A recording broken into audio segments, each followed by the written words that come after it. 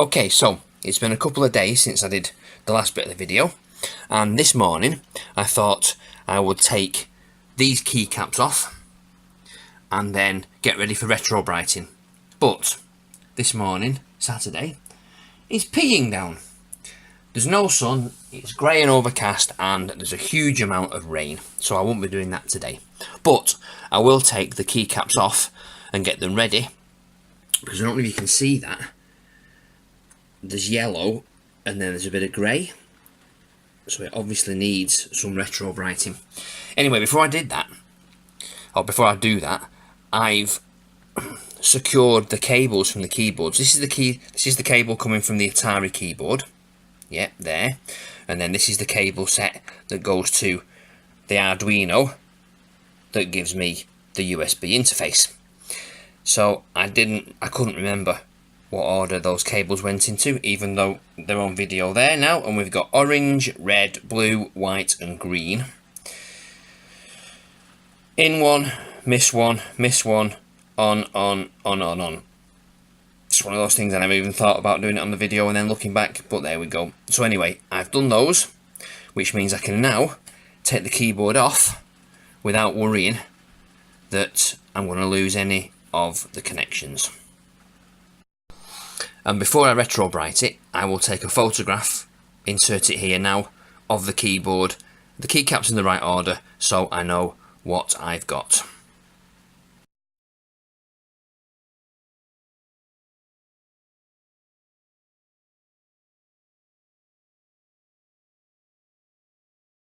Right, so the keyboard is removed from the Arduino controller, and I have my keycap remover. So now that I've got everything documented down, I'm going to try and remove all these keycaps.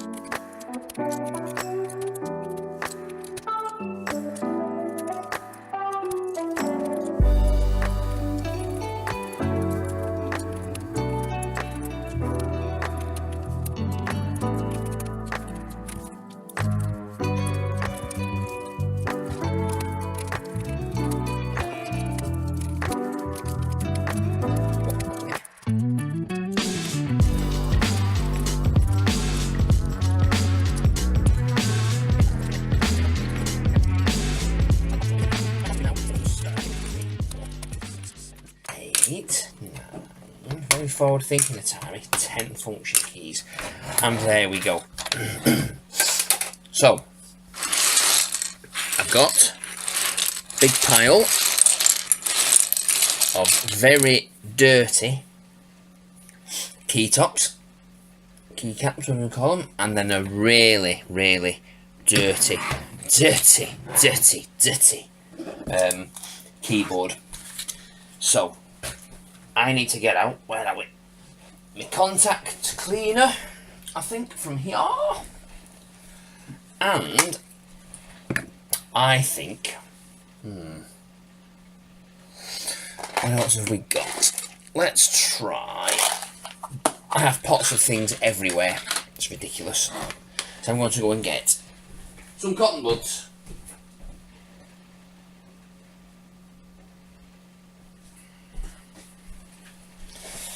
There we go. There we go. Right. Now, I have in here my Retro Bright box.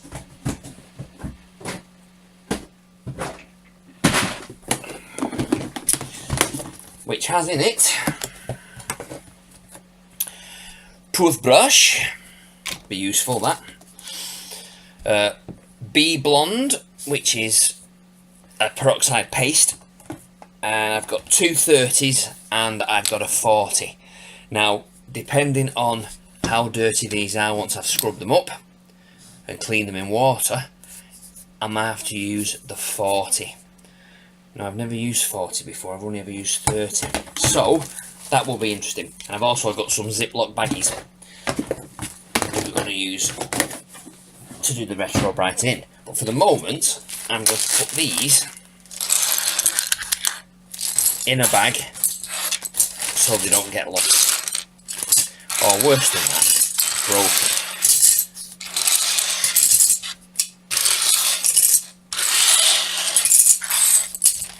There we go. There.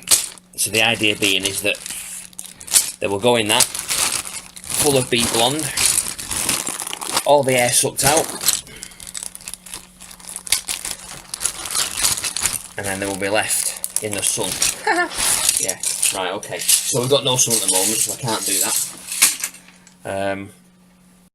Okay, so what I'm going to do is put some switch cleaner, if I can. There's not much left actually of that.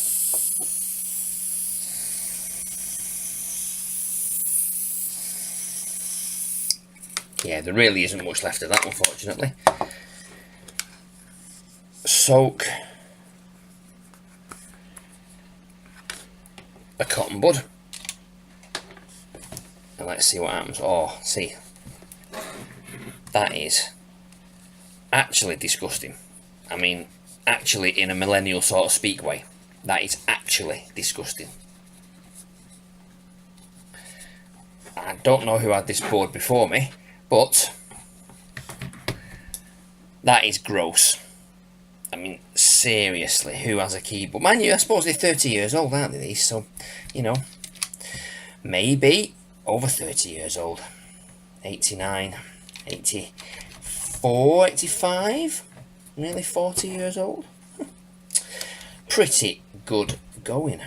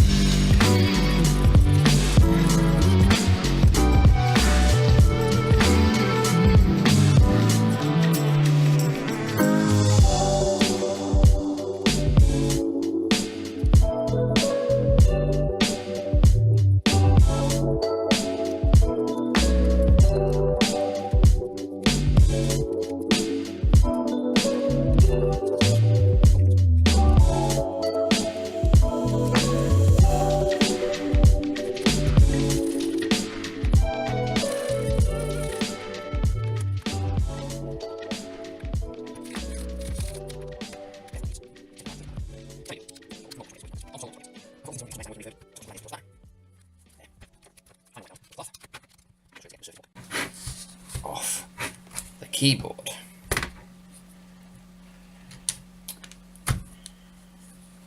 That's too wet. That's too wet. That's a dry piece.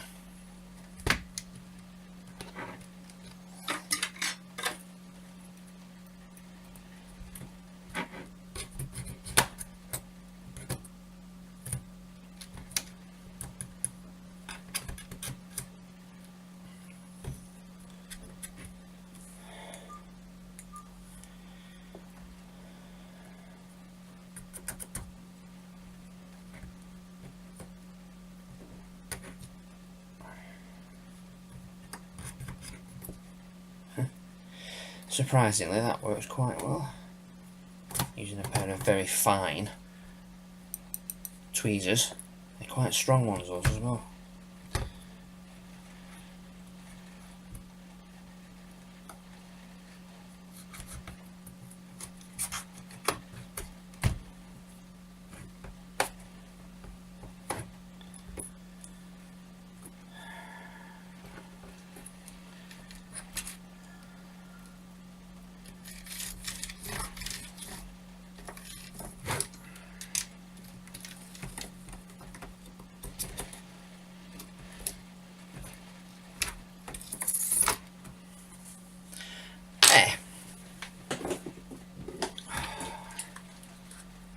Look at that.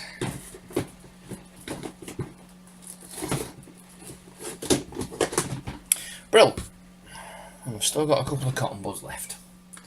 That's fantastic. Fantastico.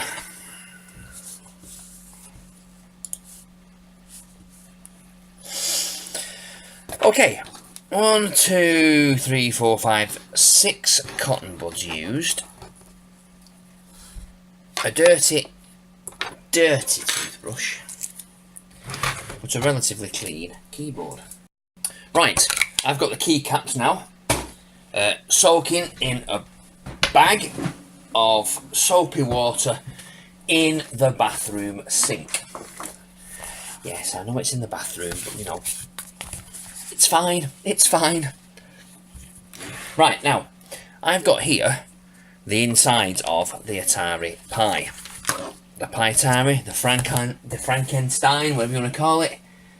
The ST emulator in the case. Now, I haven't actually tested to make sure it all works. I'm assuming it does.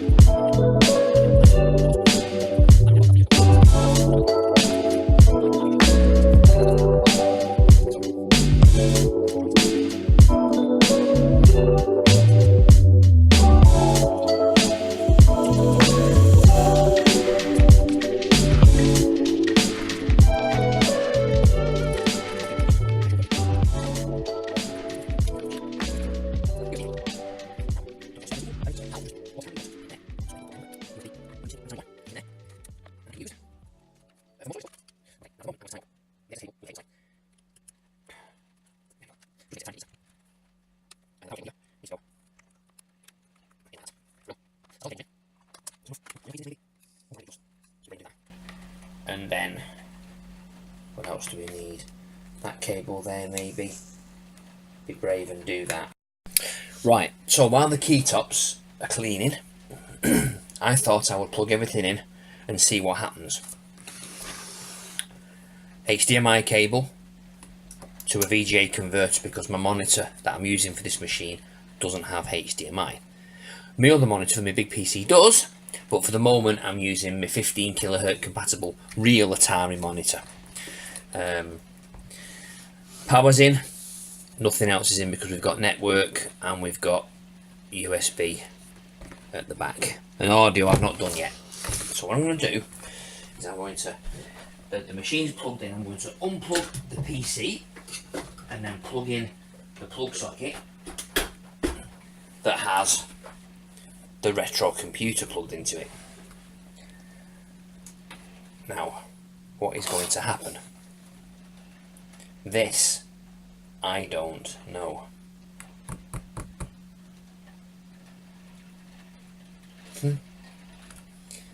Nothing by the looks of things.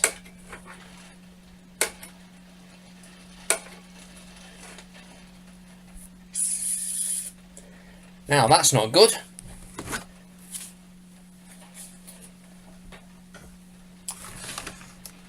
Oh no! No. Look. The Pi is on. Wow. Okay, so excuse me, can you see? The Raspberry Pi is on. The Arduino is on, which means there's power coming through it. So why is there nothing on the screen? Let me check and see what should be on here. Oh, the mouse is on.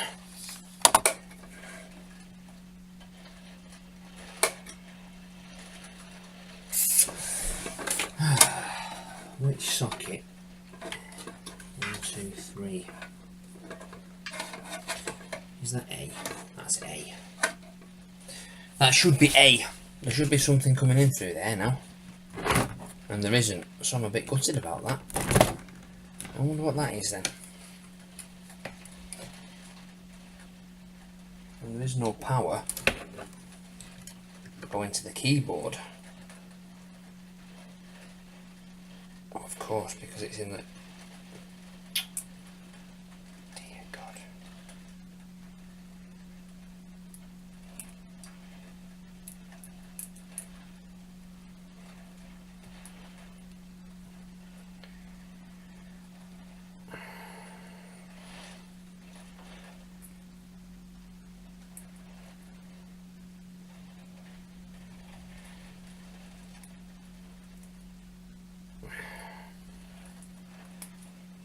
No, and that's missed there. Right, this is a real nightmare, this.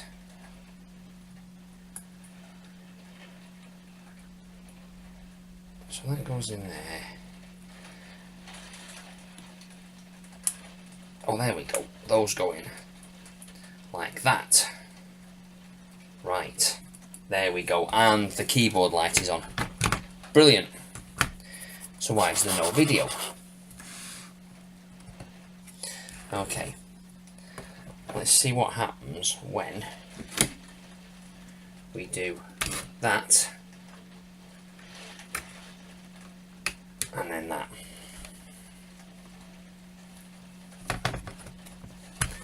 Nothing on screen.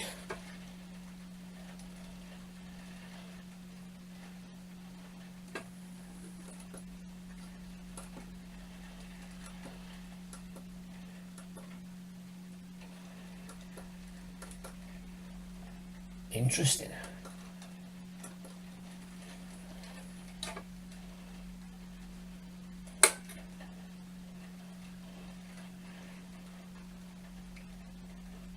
Huh. So it could be that my VGA switch doesn't work. Which is that there. I know it was only cheap, but it's not the problem. It's not the issue, is it? That it should work regardless. So what I will do is I will disconnect it and connect it directly to the monitor and see what happens. Okay, so right, this is what I did wrong. On here, I used the very end cable, and it was wrong. It should have been set 1 in. So 1 in from that end, 1, 2, 3, 4, missing 2, orange for power. And now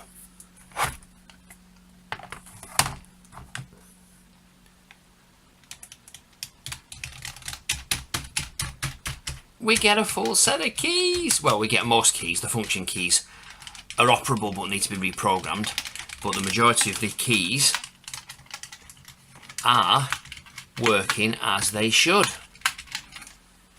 Success. So that means now I can get Atari working on this FrankenSTEin, which I need to get a badge for, but it's looking pretty good.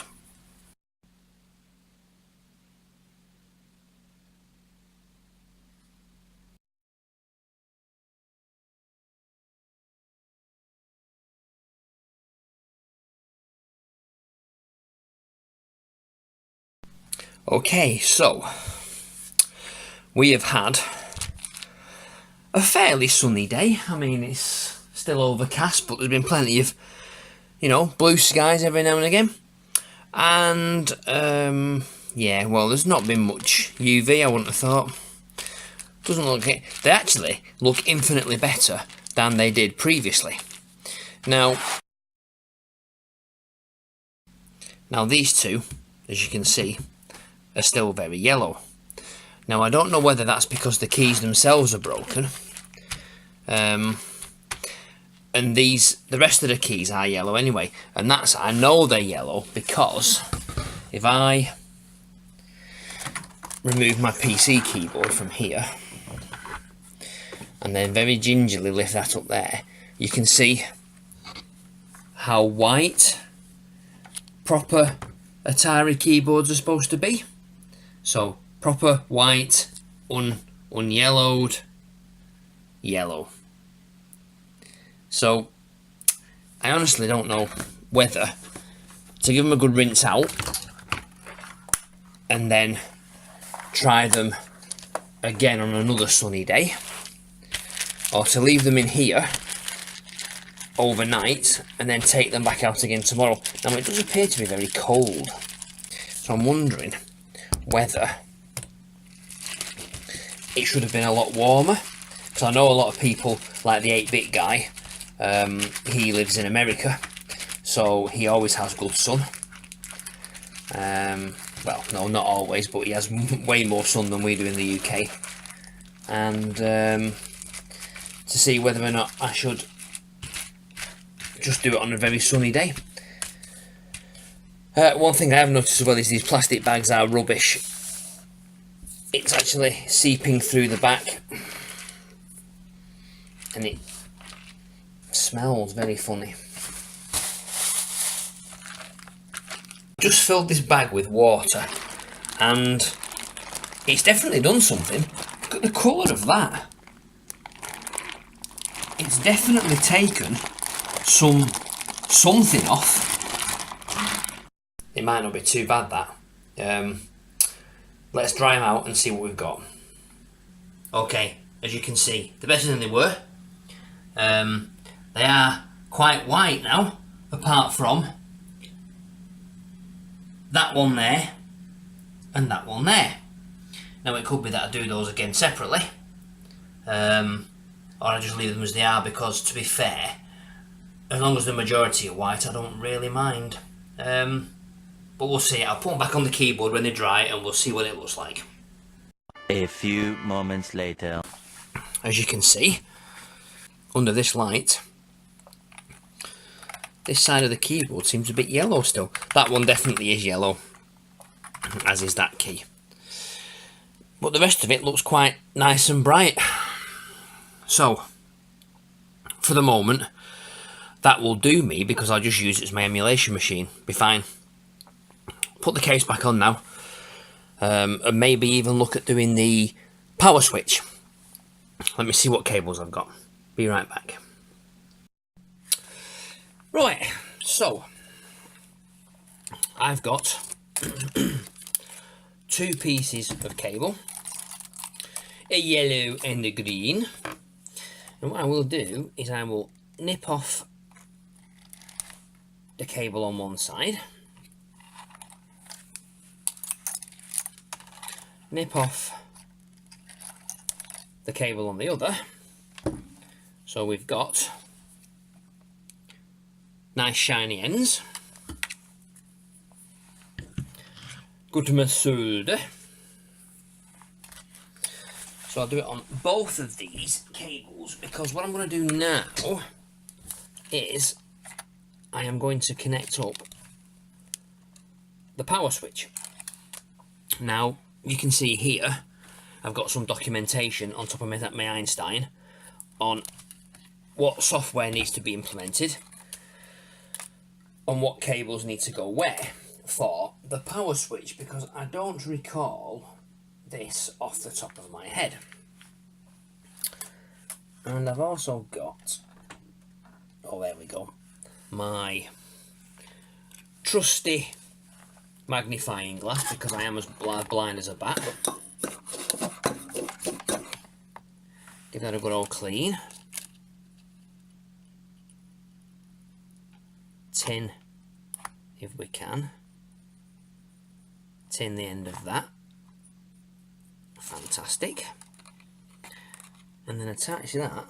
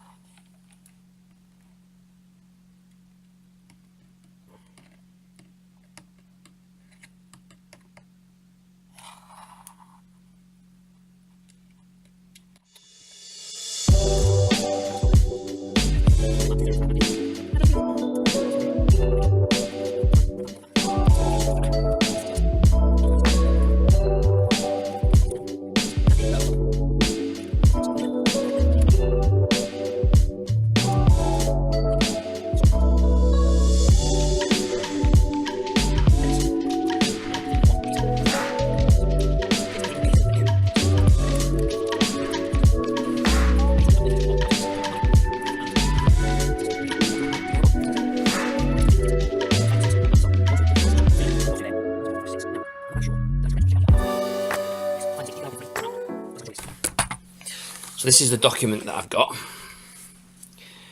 and this is the type of Raspberry Pi. It's a B plus without the RCA video, so it's one of these.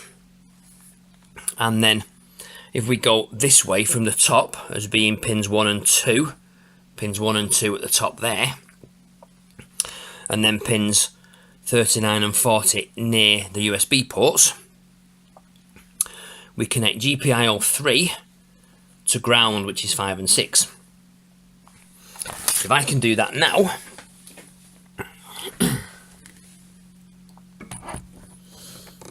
hopefully while you're watching and the camera doesn't go and fall, I don't really think it matters which way they go. So what we can do is we can tin that.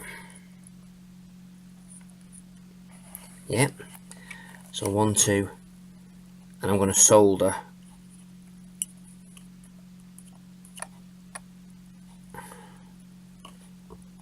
directly onto the pin.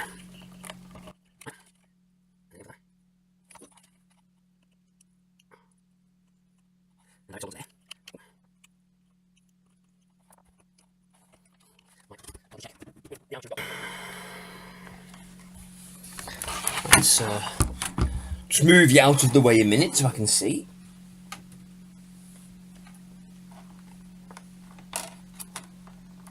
Yeah, excellent. So, turn my soldering iron off now because we're done with that. So that now, as you can see, is 1 wire soldered on, 2 wires soldered on.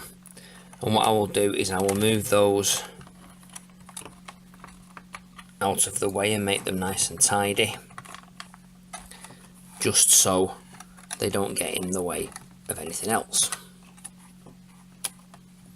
So so we don't want it shorting any of the cables. Right, the last thing to do is an audio cable. Now, I'm not sure I've got one, so I'm going to have to go and try and find one that I can plug in that's got a 3.5 inch jack, no, not inch, millimetre, 3.5 mil jack on the end that plugs into here. So, be right back. A few moments later. Right, I'm back.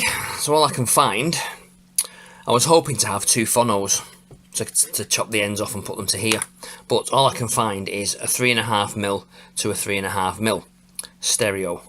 So I think what I will do is I will use that. So if I put you down here, like so, move that out of the way for the movement, and then here, let's have a see. Can you see what is going on? I'll do with some sort of laser targeting thing so I know exactly where the camera's looking. So that end will go into the Raspberry Pi, and probably, let me measure, see how much I need.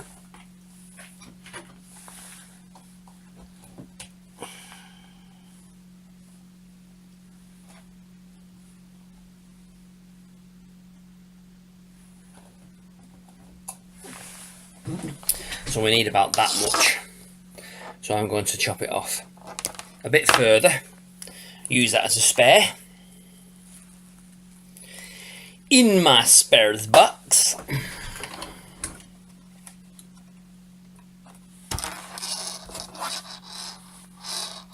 So in here, if we very carefully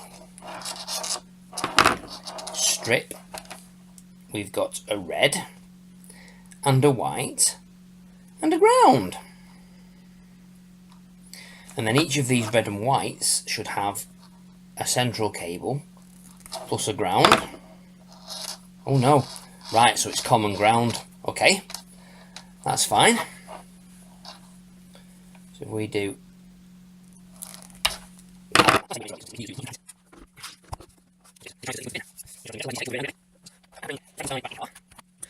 so this cable goes in there like so. Then that cable runs underneath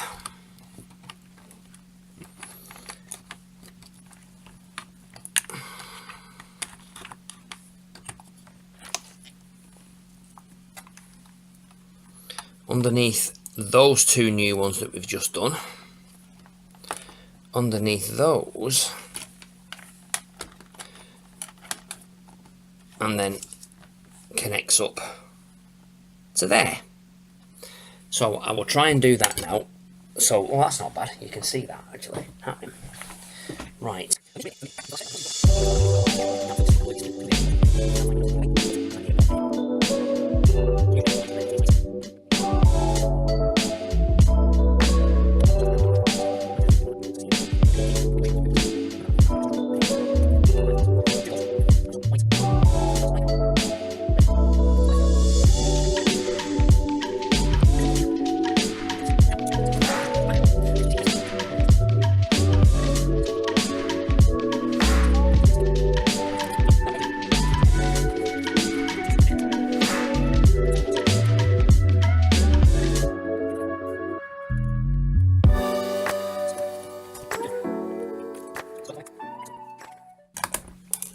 Piece of solder there to make sure it doesn't get into any joints.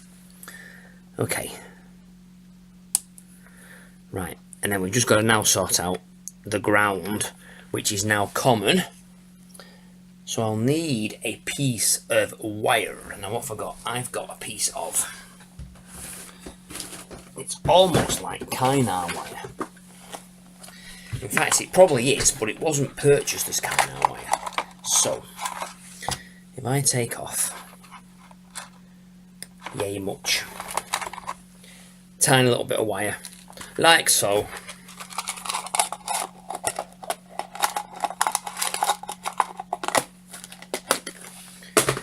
it's back in there.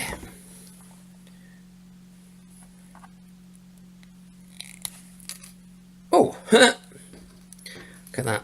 The whole lot came out of the plastic sheathing. That might just be enough, you know, to be fair.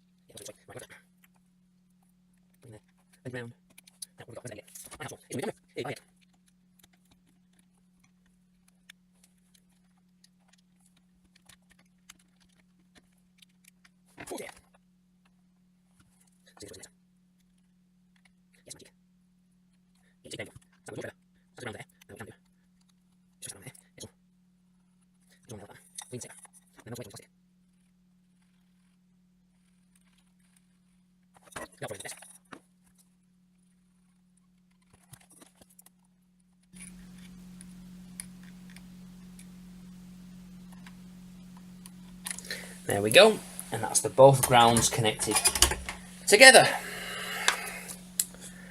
So that should be a good connection inside there now.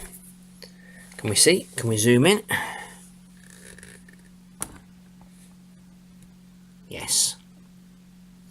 So that should give me stereo sound without going through the HDMI cable, because my monitor has HDMI but doesn't have audio. I know it's a bit, in this day and age it is a bit rubbish that, but my monitor is actually a 3D monitor and it has a speaker output, I suppose, headphone output, but I don't use the headphones. Right, that is,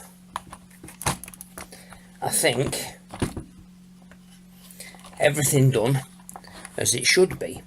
Now, possibly, I should have done a hydro dip on this, that might have looked better. But for the moment,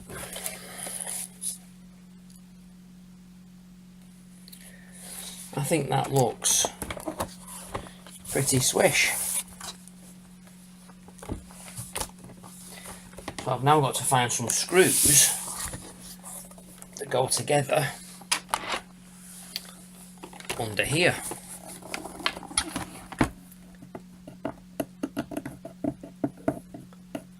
Yeah, I'm not sure where the screw holes are either. One there maybe. Oh yeah, definitely one there.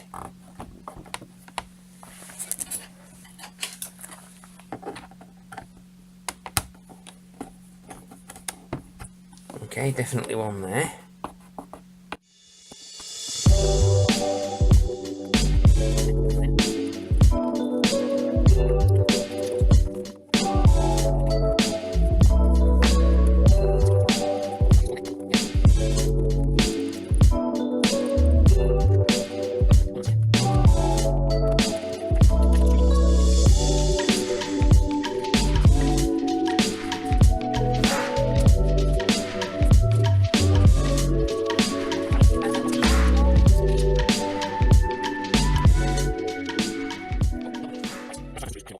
Okay, I found some that I think might work. So, where can I put you so you can see what's going on? Probably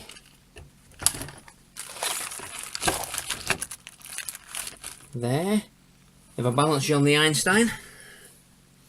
Right, so let's see. Can I get...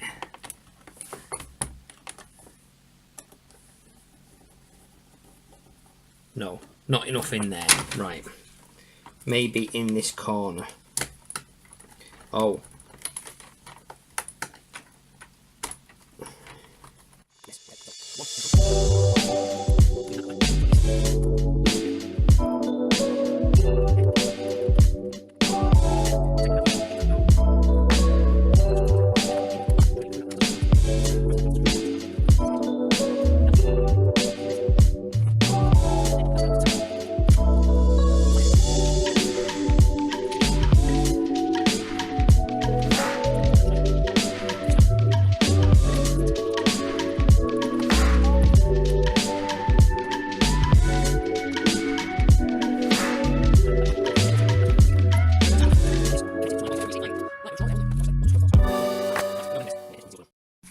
Okay, so everything's on the desk.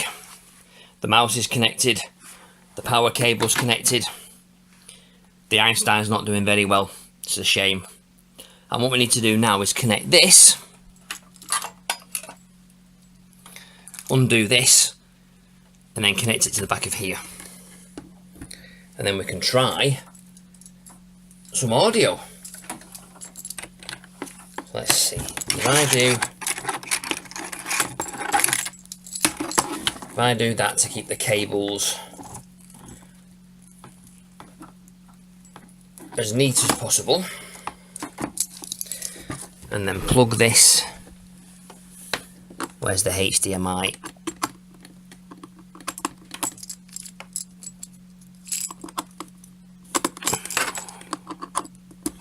There we go, the HDMI's in there. And what I have got, have I? I was going to say I've got some speakers, but I don't, because they are not phono. And as you can see, the light is on, which means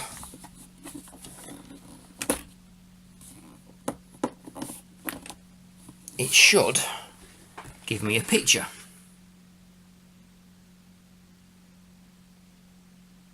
And of course it doesn't, because I've got to be on A, C, or D. I don't know which one it's got to be on. Oh, there you go, D. Right, groovy. I'm going to turn that light off because it's too bright. And then if I can put that up there so you can see what is actually going on. There we go. Brilliant. If we now run Atari, it's booting up and loading the Atari ST. There we go. Nothing on the A drive. We need to get some images on there now. How cool though is that Atari STE TOS 2.06 VGA mode for some reason in an Atari ST FM case running Raspberry Pi 3 on Pixel with a 64 gig micro SD memory card. Now, oh, my light's gone off. Why has my light gone off? Oh, there we go. So I've actually found the original Atari ST FM badge. Probably one thing to do in the future is get the hard drive light working. Not the hard drive, sorry, the floppy drive light. When the Pi accesses, now it's a case of bringing like a little optic fibre cable up to here from the little flashy light that's on the Raspberry Pi. But I think that is quite a successful little project, that. So I will be using this for my Atari ST emulation, and probably Einstein emulation as well if I can't get this thing to work. But I'm detracting from the point because today's video is about finishing the FrankenSTEin, which is there. So there we have it, ladies and gentlemen. Boys and girls, the FrankenSTEin, an Atari STE emulated on the Raspberry Pi 3 Plus, 3B Plus, 3B Plus, in a case, connected up to a HDMI monitor, working fine. Now I think the last thing I need to do is check and see whether it turns off with the power button. And no, it doesn't. So that's the next thing we need to do. Let me get my instructions out. I'll prop you back up again so you can see what's going on.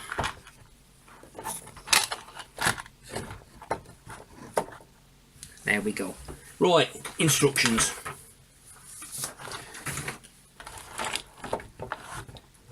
Not very stable tonight, you, Mr. Camera. Okay.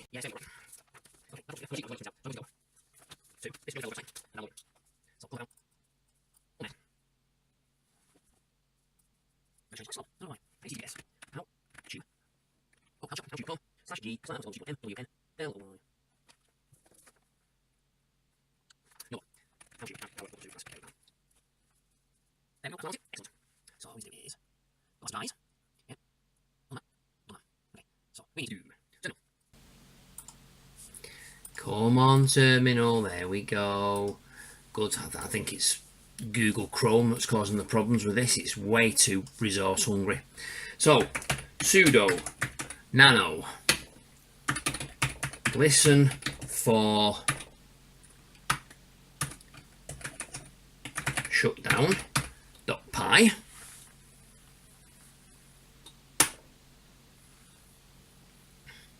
Okay, and then we can copy,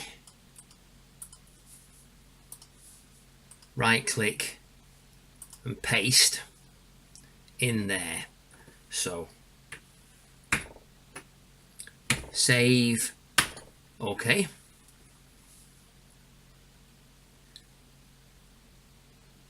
And then we need to do this. So if I copy and then paste it, because I'm not typing it, paste that in there, enter to that, run, again, paste there, so no script, copy that, paste it there, control yes, okay, copy this, paste, done, copy, paste, copy, paste.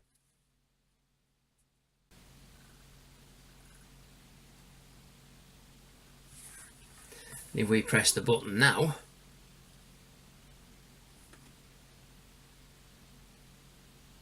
it does a shutdown. Brilliant. Just what I wanted. That is fantastic. So what I'll do is I'll put a link to that website on the bottom of the video for you, so that then you can do it yourself if you want to. Now I'm sure this does a power on.